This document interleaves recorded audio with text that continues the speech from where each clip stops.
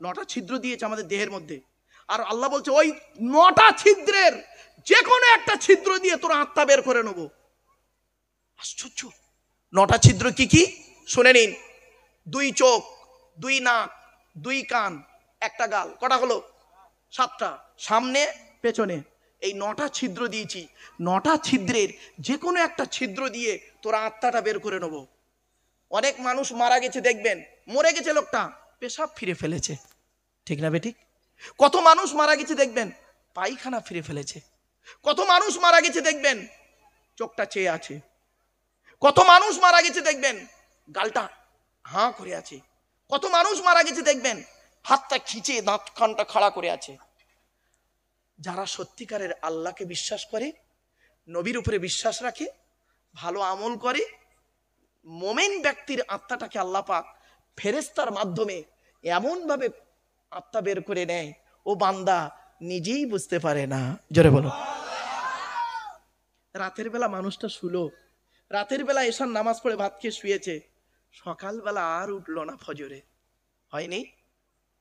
বাপ, এই দুটো হাত দিয়ে কত মানুষের জানাজা পড়িয়েছি, কত মানুষের কবরে শুইয়েছি, কত মানুষকে গোসল দিয়েছি এই দুটো হাত দিয়ে, করিনি আমরা? কোনোদিন ভেবেছেন যে আমার মাটি হবে তো, না করোনার মতো বেলচাই করে ফেলে দেবে? মনে পড়ছে করোনার সময় মাটিও হয় না, জানাজাও হয় না। ভাবুন, 9টা ছিদ্রে যে কোনো একটা ছিদ্র দিয়ে আত্মা বেরিয়ে যায়। খাঁটি মোমেন যারা হয় তাদের আত্মা আল্লাহ পাক এমন ভাবে বের করে, ও বান্দা নিজেই বুঝতে পারে না। তাই আমার বাপের এখানে কেন বসেছেন আপনারা? কারণটা কি? এখানে অন্তরটাকে ঠিক রাখুন, মনে রাখবেন। এবার আসছি, আল্লাহ বলছে বান্দা শোন, তো দেহের মধ্যে 3টে জিনিস আলাদা করেছি। কটা? প্রত্যেক আপনাদের আলাদা, আমার আলাদা। আমি তো বেটা ছেলে নাকি? আমি একজন পুরুষ। ইমাম সাহেব কি পুরুষ? তো ওনার মধ্যে যা যা আছে আমার মধ্যে তাই তাই আছে, পার্থক্য কিছু নেই। কিন্তু আল্লাহ বলছে 3টে জিনিস আলাদা, তোরও আলাদা ওরও আলাদা। কি কি? কোরআনে আছে। 1 নাম্বার, ব্লাড গ্রুপ আলাদা, ঠিক না বেটি? আপনাদের তো অনেকে ব্লাড গ্রুপ জানেন না, নিজের ব্লাড গ্রুপটাও তাও নিজে জানে না, এ মুসলমান এমন। আর একটা কি বলবো, কালকের ব্লাড গ্রুপটা জেনে নেবেন, আপনার নিজের ব্লাড গ্রুপটা কি। আর একটা জিনিস যা করবেন কালকে, বলে যাচ্ছি বাবা, আমি একজন, একেবারে মূর্খ ভাববেন না, ভারত সরকার এমনি মেডেল দিল না, বিশ্ব মানবাধিকার পরিষদ, ওয়ার্ল্ড হিউম্যান রাইটস কাউন্সিলে আমি একজন ন্যাশনাল প্রেসিডেন্ট। বাস্তবটাই বলছি, যেদিন ঘটবে সেদিন আপনারা কিন্তু হাই হাই করবেন। এই হতবাকার ওয়াজটা আপনাদের কানে সেদিন বাজবে, এখন বাজবে না। কাল সকালবেলা বাড়িতে গিয়ে রেশন কার্ড, কি বললাম, ration card, Aadhaar card, voter card, PAN card, জমির দলিল, পাসপোর্ট যদি থাকে, ড্রাইভিং লাইসেন্স, পঞ্চায়েত সার্টিফিকেট, সবকটার নামগুলো এক করবেন। এ মুসলমানের এমন অভ্যাস, রেশন কার্ডের আছে আব্দুল গফফার মোল্লা, ভোটার কার্ডে আছে গফফার মোল্লা, আবার আধার কার্ডে আছে মোল্লা আব্দুল গফফার, ঠিক না বেটি? আর দলিলে আছে আব্দুল গফফার। লাউঠালা। এই জন্য ফার্স্ট ক্লাস ম্যাজিস্ট্রেট দিয়ে কোর্টে গিয়ে এফিডেভিট করে রাখবেন। একদিন ফাঁসবেন একদিন, খুব তাড়াতাড়ি আসছে সেই দিন। বাবা, আমি শুধু পশ্চিমবঙ্গ সরকারের চাকরি করি না, দিল্লি এবং ওয়েস্ট সেন্ট্রাল গভর্নমেন্ট এবং স্টেট গভর্নমেন্ট, দুটো গভর্নমেন্টের সঙ্গে কম বেশি ইনডাইরেক্টলি আমার একটু যোগাযোগ, সেই জন্য বাস্তবটাই বলে গেলাম আজকের। আমি ডাইরেক্ট কথা বললাম না, ইনডাইরেক্ট কথাটি বললাম। অনেকে আছেন, আমার গাড়ি যখন ঢোকে তখন অনেক অফিসাররা খবর রাখে যে স্যার এই লাইন দিয়ে ঢুকেছে, কি বলে একটু শুনি। আমার শুধু ওয়াজ মুসলমানরা শুনে না বাপ, এই ইউটিউবওয়ালাতে জিজ্ঞেস করবেন, অনেক শোনার লোক আছে, সেজন্য আপনাদেরকে বলছি বাপ, এগুলো ঠিক করে নেবেন, খবরদার। আর একটা কথা বলি, 1971-এর আগে আপনার বাপ যে এখানে জন্মেছিল, তার দলিলটা রাখবেন, বলে দিচ্ছি। আর আপনি যে আপনার বাপের ছেলে, ওই প্রমাণটা রেখে দেবেন, নইলে ফাঁসবেন। টাইম আসছে, আগে থেকে করজোড়ে বলে গেলাম। চলুন এগিয়ে যাচ্ছি। মায়ের পেটের ভিতরে আমরা এসে গেলাম। তাহলে 3টে জিনিস আলাদা। 1 নাম্বার কি বললাম, ভুলে গেলেন? ব্লাড আলাদা। ব্লাডের গ্রুপ কটা শুনে নিন। ব্লাডের গ্রুপ হলো 4টে। এ বি, বলেন এ বি, এই সি নয়, অনেকে বলে সি, বোকা, জানে না। এ বি, এ বি আর ও, প্রত্যেকটার মাইনাস প্লাস। আপনি তো নিজেই জানেন না আপনার ব্লাড গ্রুপ কি, কালকে গিয়ে জেনে নেবেন। চলুন, এবার আসছি, একটা হিন্দুর রক্তের ভিতরে তিনটে জিনিস থাকে, মুসলমানের রক্তের ভিতরে তিনটি জিনিস থাকে। হিন্দুদের মধ্যে মুসলমানের রক্ত আছে, মুসলমানদের মধ্যে হিন্দুদের রক্ত আছে, আপনাদের গায়ে হিন্দুদের রক্ত আছে, আর আমার গায়ে হিন্দুদের রক্ত আছে, আর হিন্দুদের গায়ে আমাদের রক্ত আছে। প্রমাণ দেবো? আপনাদের এলাকায় ব্লাড ডোনেশন ক্যাম্প হয়, রক্তদান শিবির, আরে বা বলুন না। তা ব্লাড যখন নেওয়া হয় তখন বলা হয় নাকি এই ও হিন্দু ও রক্ত আলাদা কর, ও মুসলিম ও রক্ত আলাদা কর, বলে নাকি? আরে ব্লাডের মধ্যে কাস্টের কোনো ডিভাইডেড থাকে না, ব্লাডের মধ্যে কালারের কোনো ডিভাইডেড থাকে না, ব্লাডের মধ্যে জেন্ডারের কোনো ডিভাইডেড থাকে না, ব্লাডের মধ্যে গ্রুপের ডিভাইডেড করা হয়। ব্লাডের 4টে গ্রুপ আছে, এ বি, এ বি আর ও, প্রত্যেকটা মাইনাস প্লাস। একটা হিন্দু রক্তের ভিতরে তিনটে জিনিস পাওয়া যায়, লোহিত কণিকা, শ্বেত কণিকা, অনুচক্রিকা, as a same no difference. একটা মুসলমানের রক্তের ভিতরে ওই তিনটেই পাওয়া যায়। এই জন্য আপনাদের অনুরোধ করে বলে যাচ্ছি, কথাগুলো মাথায় রাখুন। 1 নাম্বার ব্লাড গ্রুপ আলাদা, 2 নাম্বার কি আলাদা শুনে নিন। আচ্ছা, আপনারা আধার কার্ড করেছেন? বলুন না রে ভাই। আচ্ছা, আধার কার্ড করার সময় অফিসাররা আপনাদের বলেছিল চোখটাকে বড় করে চান, বলেছিল না? কেন? কেন? 1500 বছর আগে আল্লাহ কোরআনে বলে দিয়েছে কথাটা, 1500 বছর আগে এই কোরআনে আছে কথাটা। এই জন্য বলি কোরআন কি নিয়ে গবেষণা করুন। আমরা তো কোরআন কি নিয়ে গবেষণা করি না, আমরা কোরআনটাকে তেল পড়া, পানি পড়া, ওয়াজ করা, খতম পড়া, তাবিজ বানাতে ব্যবহার করি। আর এই কোরআন কি নিয়ে গবেষণা করছে কারা? America, London, France, Britain, Japan, Jordan, Germany ঠান্ডা করে বসে বসে কোরআন কি নিয়ে গবেষণা করছে। কারা করেছে? Humphry Davy, Michael Faraday, Einstein, Isaac Newton, doctor Maurice Bucaille, mister Cook, mister Jabir, mister Campbell, Raja Rammohan Roy, Ishwarchandra Vidyasagar, Rabindranath Thakur, Acharya Jagadish Chandra Basu, Francis Drake, Williams কিতপুর, Williams Harvey, Thomas, George Bernard, এরা কোরআন কিনে গবেষণা করলো। আর আমরা কি করলাম?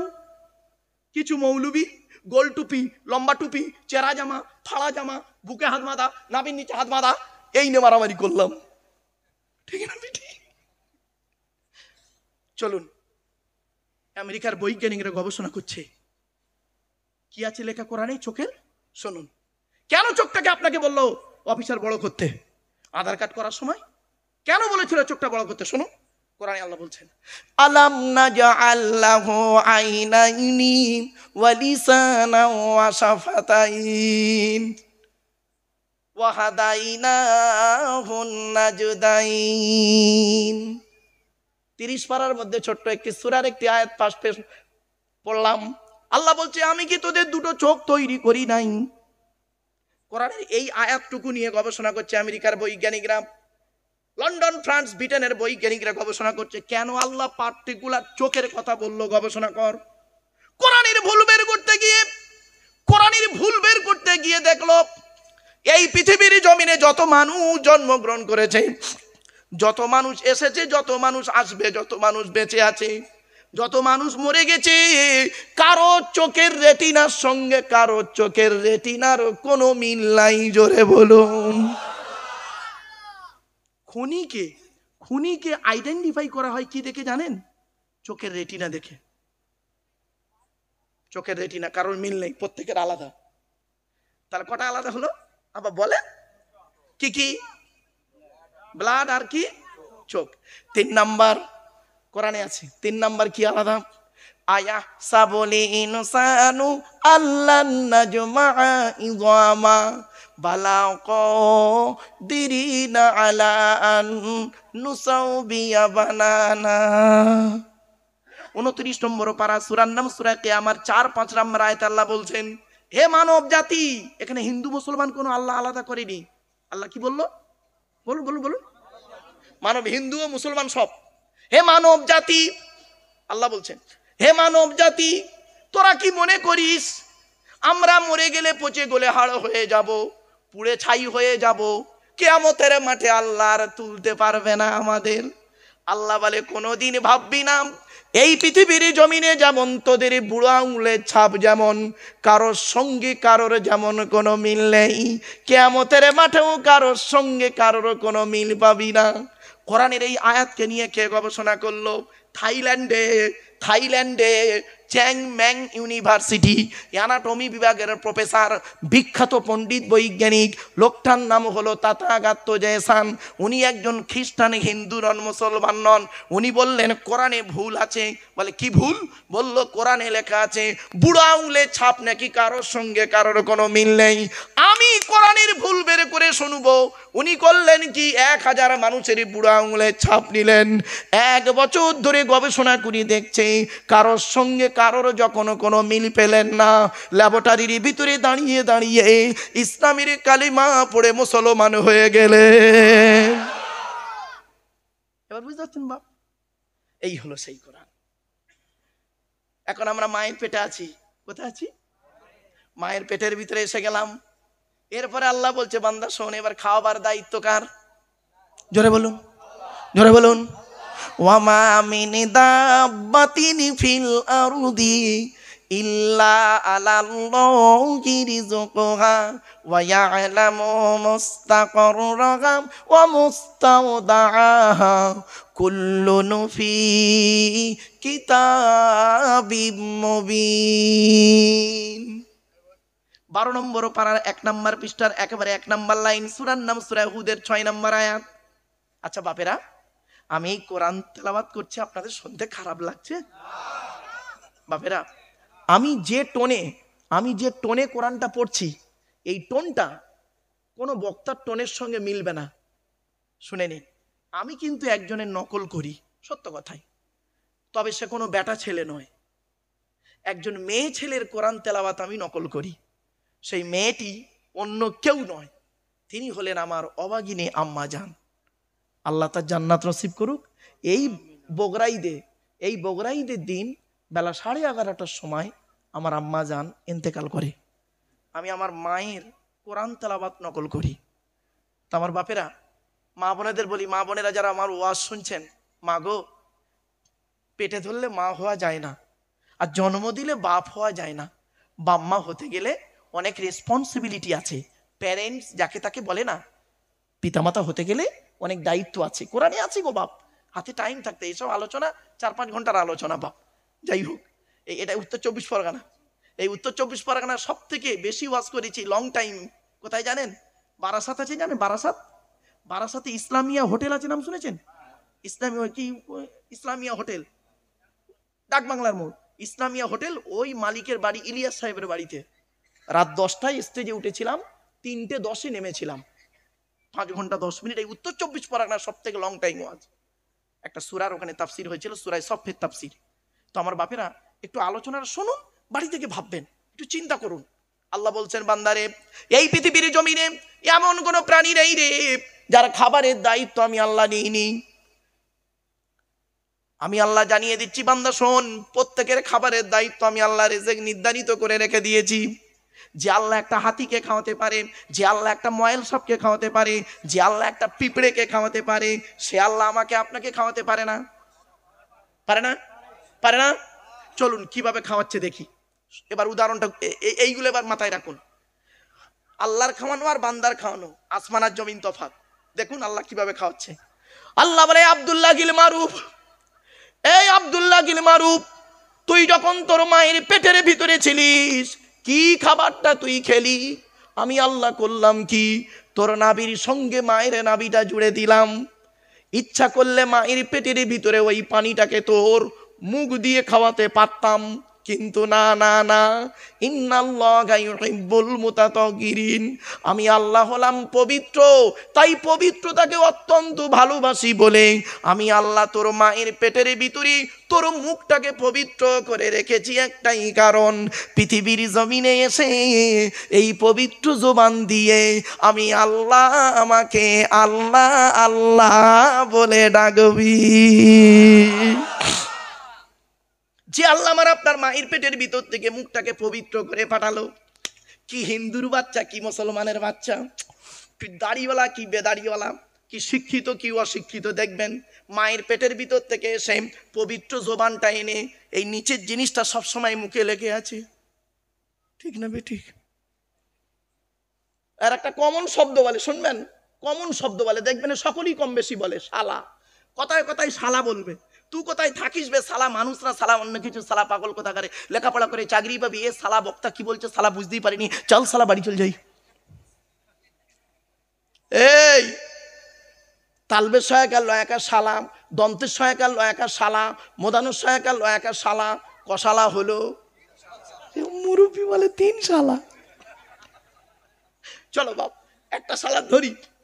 তালবের সহায়কার লয়াকার শালা, এ শালা মানে স্ত্রীর ভাই শালা নয়, ওটা হলো শ্যালক থেকে শালা।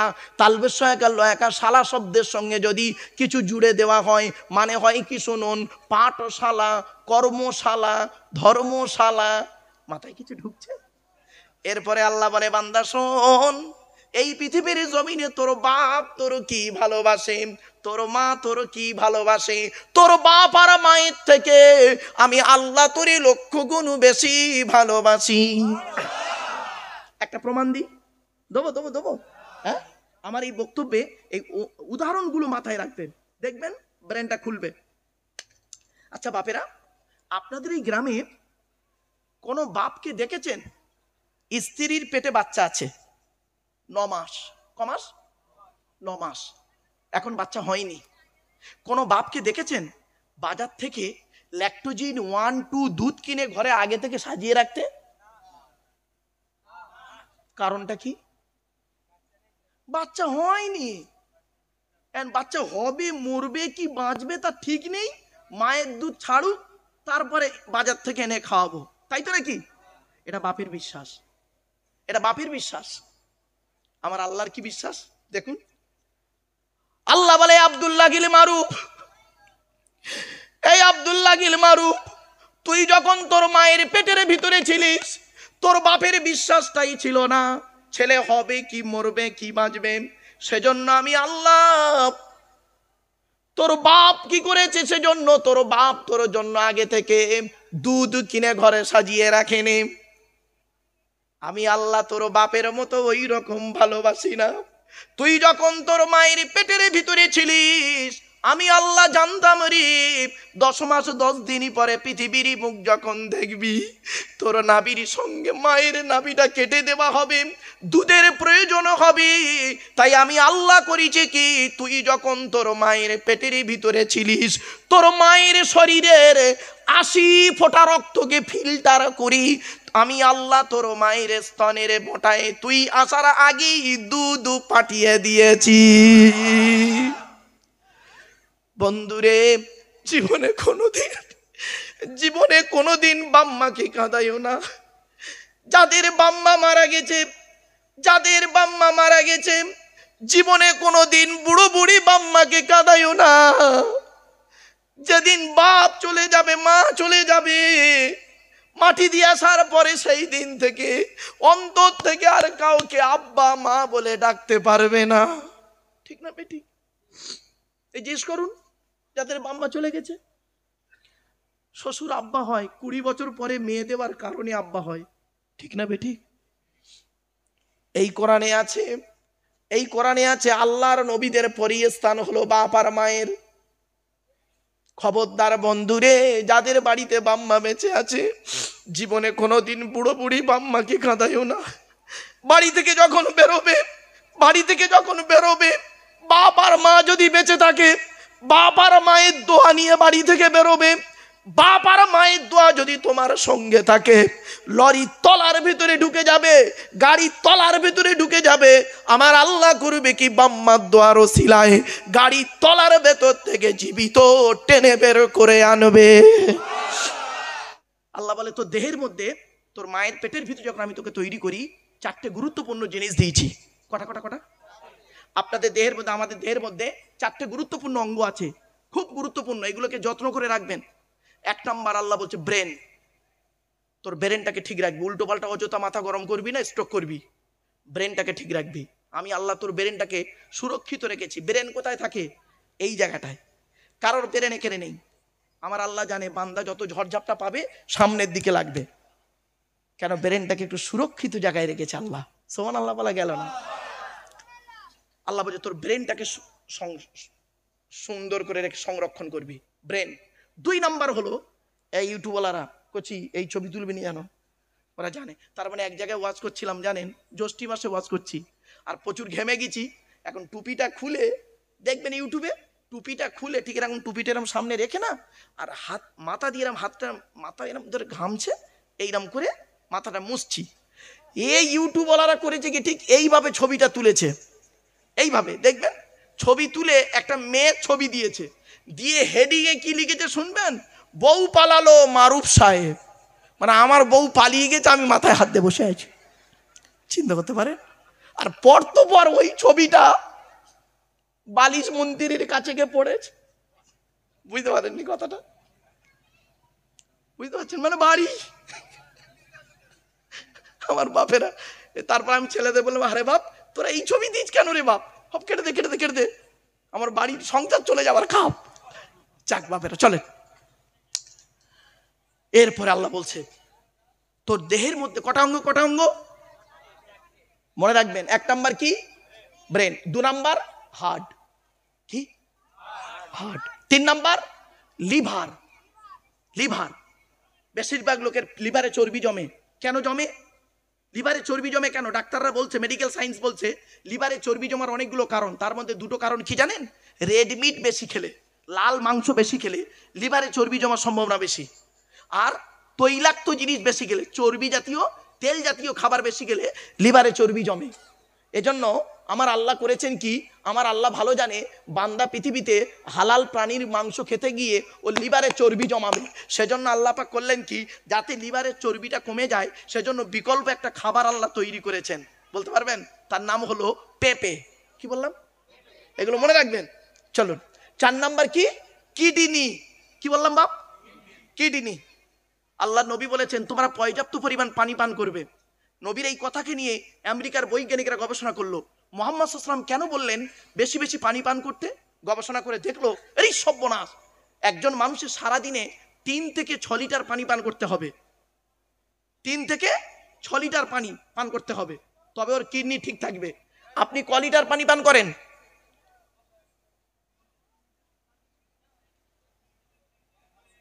কি কি কি অসুবিধা হচ্ছে নাকি? কিসে কি হচ্ছে? ও আচ্ছা, মহিলাদের। আচ্ছা আচ্ছা, মা বোনেরা একটু সরে সরে এসো, মা আমার একটু সরে সরে এসো মা। 1 মিনিট 1 মিনিট বাবা, এদিকে বাপেরা বাপেরা প্লিজ অ্যাটেনশন, প্লিজ অ্যাটেনশন, এদিকে বাপ, ওদিকে না, একটু থাক, কথাগুলো শুনে নেন। 1 মিনিট বেকার, মানে বেকার দেওয়া বাপ, 1টা মিনিট আমাকে নষ্ট করবেন না, হাত জোড়ে করে বলছি বাপ, গুরুত্বপূর্ণ কথা।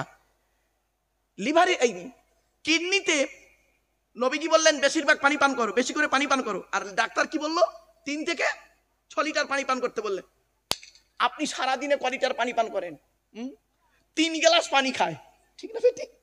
সকালে 1 গ্লাস, দুপুরে 1 গ্লাস, রাতে ভাত খাওয়ার পরে 1 গ্লাস, বাকি চা তেরেঙ্গা খাচ্ছে খালি, ঠিক না? ঠিক। তা ওর কিডনিতে পাথর জমবে না জমবে কার? বাপেরা বাড়ি থেকে ভাববেন। চলুন, আল্লাহ বলছে শোন, তো দেহের মধ্যে, মায়ের পেটের ভিতরে আছি এখন, বেরোইনি, তো দেহের মধ্যে 9টা ছিদ্র দিয়েছি। কটা?